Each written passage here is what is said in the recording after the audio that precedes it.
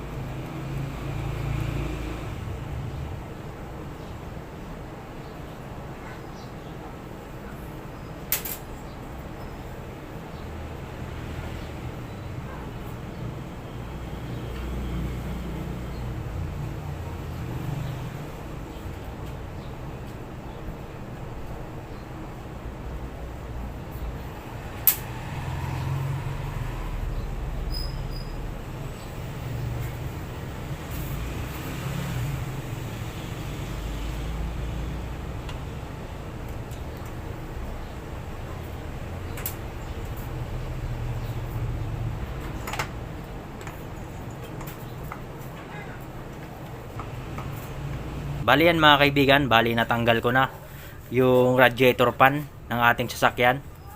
Yan, bali ito siya.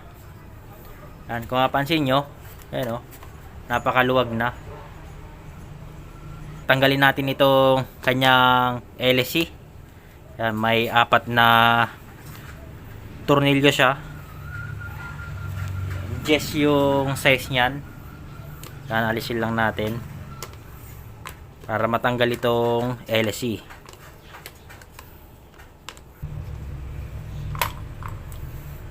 Yan mga kaibigan, bali okay na. Nalis ko na yung mga nut nya. Tanggalin natin itong LC. Yan o.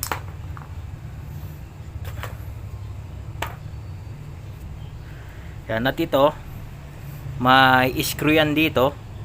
Ito yung tatanggalin natin, itong 4 na screw para mabuksan natin tong loob nito.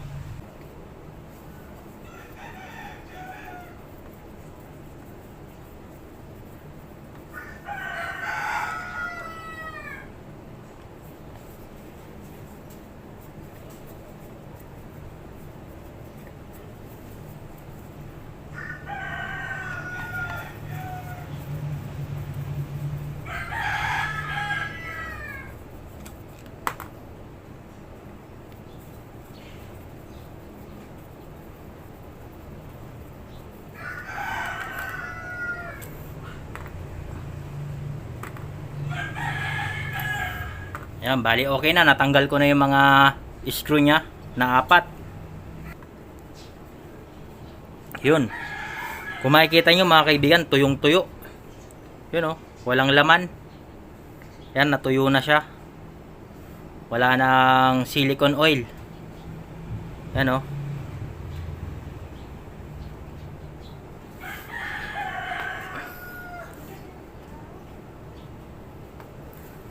Yan, lalagyan natin ng silicone oil yan. Pero punasan muna natin para malinis ng konti.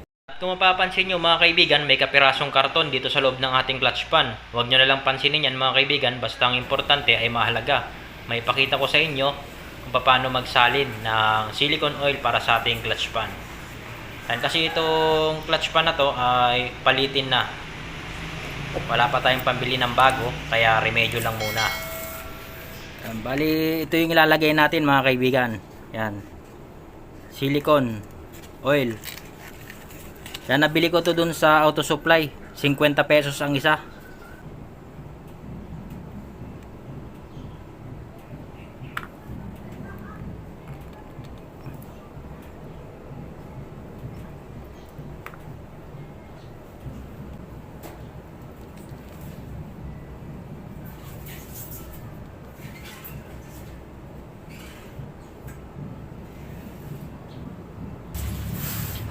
Ayan mga kaibigan, bali okay na.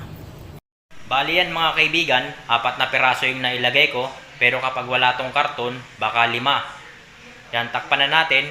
Baka mapanis. At takpan pa ng iba.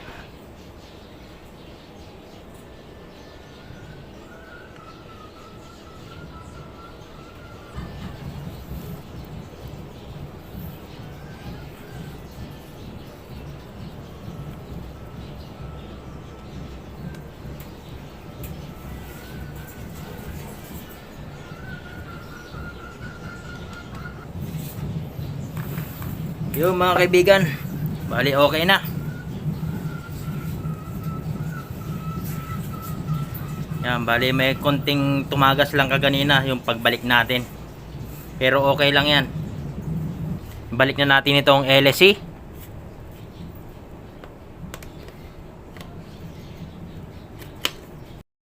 Yan mga kaibigan, bali ayos na. Okay na. Kumakapit na yung ating clutch pan. Hindi na siya madaling ikutin katulad kaganina. Yan, mararamdaman nyo kapag inikot nyo. Hindi naman siya yung matigas ikutin at maluwag ikutin. Yung sakto lang. Yan, mararamdaman nyo yan mga kaibigan. Yun mga kaibigan, bali okay na. Isalpak na natin yung pan ng ating radiator. Yan o.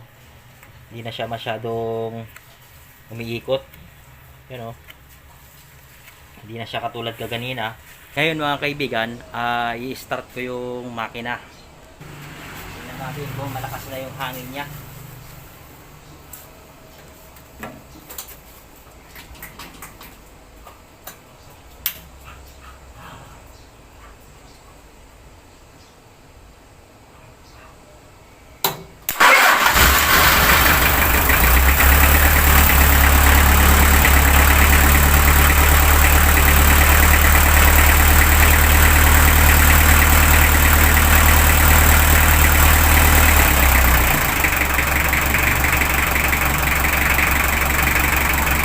Yo mga kaibigan,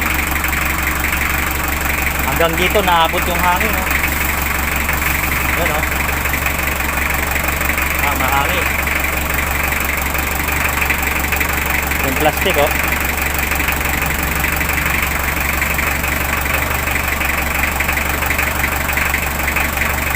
Lalo na kapag direvolusyon mo yan, mas lalong lalakas yung hangin.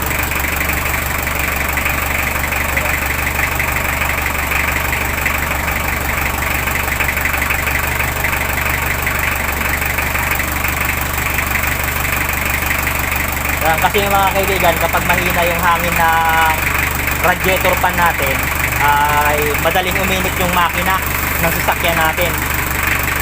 Baka mag-cause yun ng overheating.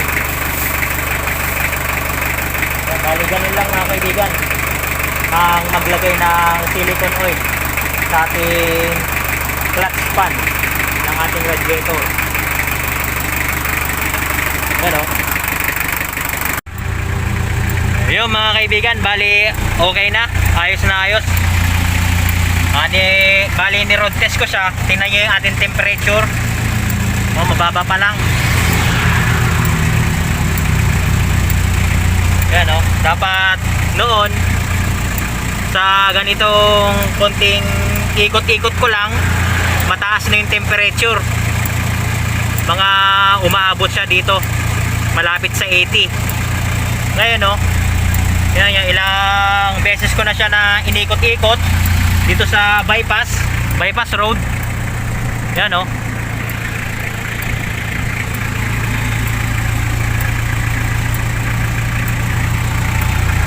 Ayos, bali ganun nga mga kaibigan. Mga kaibigan, bali hanggang dito na lang. Sana nagkaroon kayo ng konting idea sa video ito. At kung nagustuhan nyo, ay pakitapik lang yung like. At kung hindi ka pa nakakapag-subscribe sa ating munting channel, ay pakisubscribe lang. At pa-click na rin ng bell icon para lagi kang updated kapag may mga bago tayong video na i-upload. Hanggang sa muli mga kaibigan. God bless and ride safe.